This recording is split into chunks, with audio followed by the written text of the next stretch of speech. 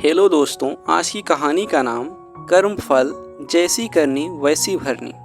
तो आइए चलिए कहानी को शुरू करते हैं। बेटा बनकर, बेटी बनकर और बहू बनकर कौन आता है जिसका तुम्हारे साथ कर्मों का लेना देना होता है। लेना देना नहीं होगा तो नहीं आएगा।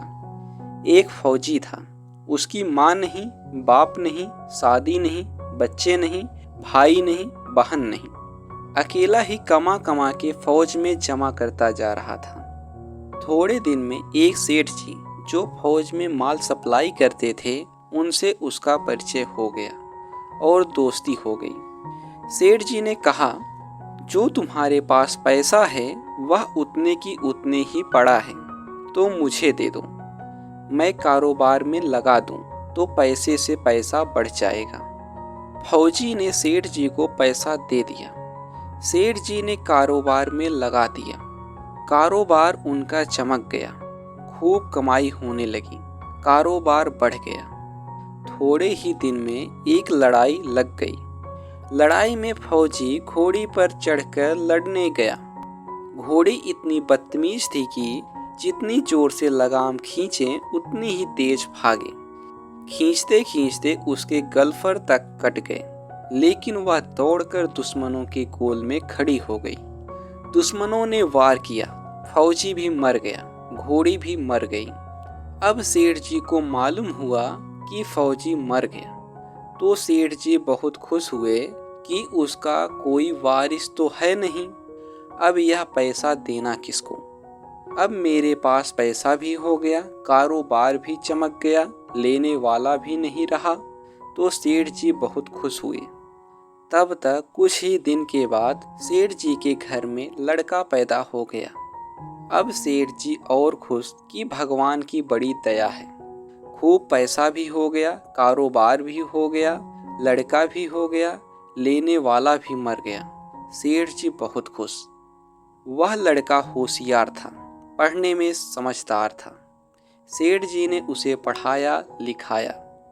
जब वह पढ़ लिख कर बड़ा हो गया तो सेठ जी ने सोचा कि अब यह कारोबार संभाल लेगा, चलो अब इसकी शादी कर दें। शादी करते ही घर में आ गई बहू रानी, दुल्हन आ गई। उसने सोचा कि चलो बच्चे की शादी हो गई, अब कारोबार संभालेगा। लेकिन कुछ ही दिन के बाद बच्चे की तबीयत खराब हो गई।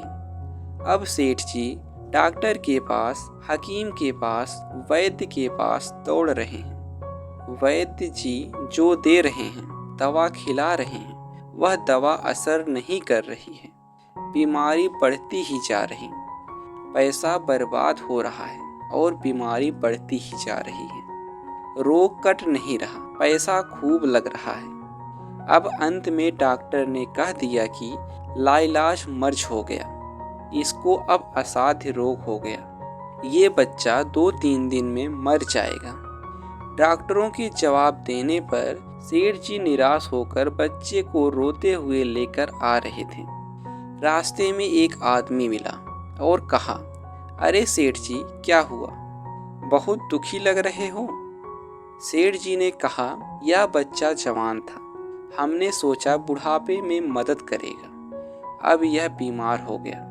शादी होते ही हमने इसके लिए खूब पैसा लगा दिया, जिसने जितना मांगा उतना दिया, लेकिन आज डॉक्टरों ने जवाब दे दिया, अब यह नहीं बचेगा, असाध्य रोग हो गया है, लाइलाज मर्ज है, अब ले जाओ घर, 2 दिन में मर जाएगा।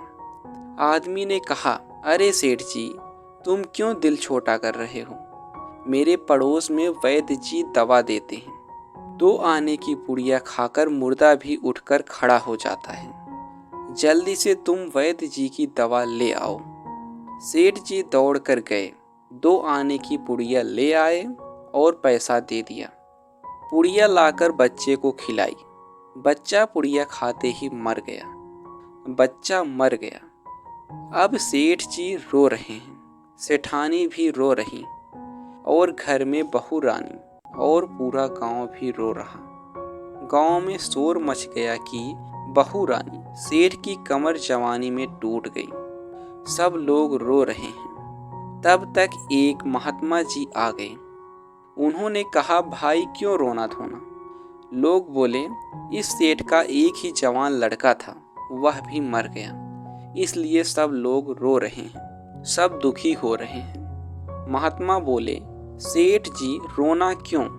सेठ, महात्मा जिसका बेटा मर जाए वह रोएगा नहीं तो क्या करेगा। महात्मा, तो आपको क्यों रोना। सेठ, मेरा बेटा मर गया तो और किसको रोना। महात्मा, उस दिन आप बड़े खुश थे। सेठ, किस दिन। महात्मा, फौजी ने जिस दिन पैसा दिया था। सेठ, हाँ, कारोबार के लिए पैसा मिला था तो खुशी तो थी। महात्मा, और उस दिन तो आपकी खुशी का ठिकाना ही नहीं था। सेठ, किस दिन। महात्मा, अरे जिस दिन फौजी मर गया, सोचा अब पैसा भी नहीं देना पड़ेगा, माल बहुत हो गया, कारोबार खूब चमक गया, अब देना भी नहीं पड़ेगा, बहुत खुश थे। सेठ, हाँ महाराज, खुश तो था। महात्मा, और उस दिन तो आपकी खुशी का ठिकाना ही नहीं था, पता नहीं कितनी मिठाइयाँ बट गई। सेठ, किस दिन। महात्मा, अरे जिस दिन लड़का पैदा हुआ था। सेठ, महाराज लड़का पैदा होता है तो सब खुश होते हैं, मैं भी हो गया, तो इसमें क्या बात। महात्मा, उस दिन तो खुशी से आपके पैर जमीन पर नहीं पड़ते थे। सेठ, किस दिन। महात्मा, अरे जिस दिन बेटा ब्याहने जा रहे थे। सेठ, महाराज बेटा ब्याहने जाता है तो हर आदमी खुश होता है, तो मैं भी खुश हो गया। महात्मा, तो जब इतनी बार खुश हो गए तो जरा सी बात के लिए क्यों रो रहे हो। सेठ, महात्मा यह जरा सी बात है, जवान बेटा मर गया, यह जरा सी बात है। महात्मा, अरे सेठ जी, वही फौजी पैसा लेने के लिए बेटा बनकर आ गया, पढ़ने में, लिखने में, खाने में, पहनने में और शौक में, श्रृंगार में जितना लगाना था लगाया, शादी ब्याह में सब लग गया, और ब्याज दर ब्याज लगाकर डॉक्टरों को दिलवा दिया। अब जब 2 आने पैसे बच गए वह भी वैद्य जी को दिलवा दिए और पुड़िया खाकर चल दिया। अब कर्मों का लेना देना पूरा हुआ।